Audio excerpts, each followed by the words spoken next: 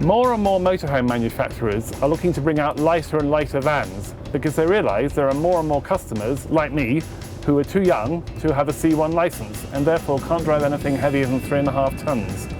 When Hymer brought out this BDL range earlier on this year, that was its main purpose.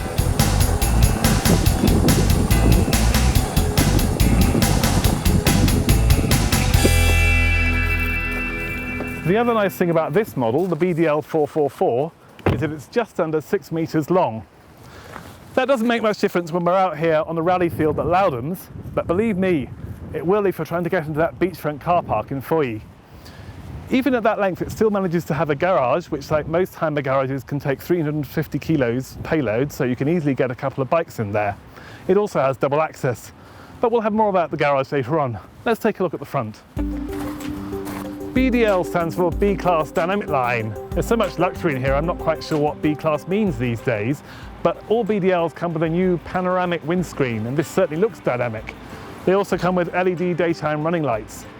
This particular model, the 444, has a 2.3 Fiat Ducato engine underneath it, but it's been souped up to 150 brake horsepower for that little bit more oomph. But of course, Hymer's a luxury brand, and more people are wanting more and more luxurious things in their motorhomes. So what have the designers done to do all that and still come within the weight limits? Let's go inside to find out.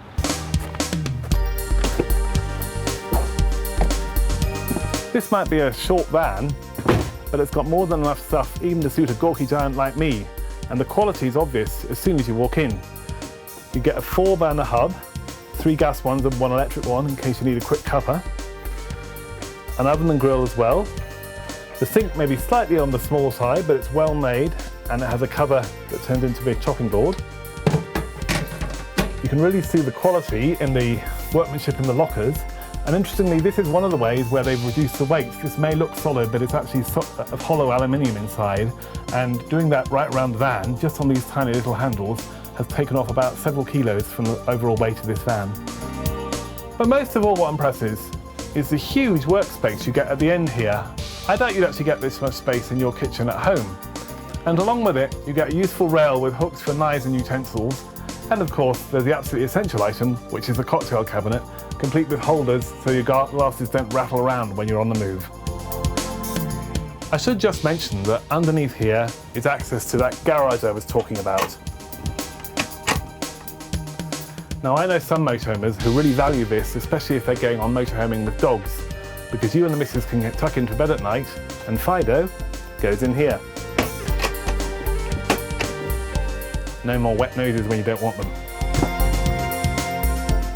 Next to this is wardrobe, which is nice and long and gives you easy access to the fuse box. It may not be a full wardrobe, but ladies, how often do you go motorhoming in a ball gown? Next to it is a 135 litre fridge, which certainly gives you enough space for everything you need in the summertime. Duckboards in the bathroom are a nice touch. Of course, with a van that's less than 6 metres, you're not going to get a separate shower cabinet, but you do get a separate shower tap, and above it, a useful clothes dryer. So what about the lounge? Well, as you can see, there's more than enough space for both of you and your guests that you might have. If it's just the two of you on your own, you'll be pleased to see there's a TV cabinet that can hold a 22-inch television. All you have to do is pull this up, that down, and out it comes. But with just 2 minutes work, we can add a table. The bed is easy to drop down. It comes with 2 extensions, which with a couple of infill cushions you can make into 2 single beds instead. You also get 2 reading lights and a useful little cubby hole for your magazines and glasses. When you come to put it back up again, I particularly like the way they've included these little pulls, so you're not struggling with the edge of the bed to get it back up again. All done and dusted.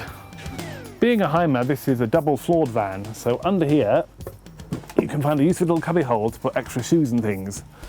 There are actually 3 other cubby holes along this corridor, which also give you access to the waste and fresh water and the electrics.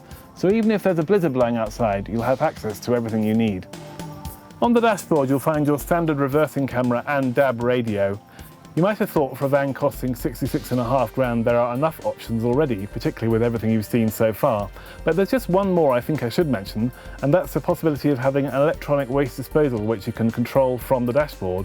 Not only that, you can even have a reversing camera so you can see that the disposal unit is properly over the disposal point when you're pitching up camp. That really is truly wonderful. No more soggy knees.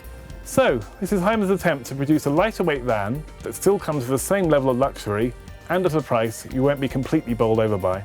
I think it's a pretty good effort.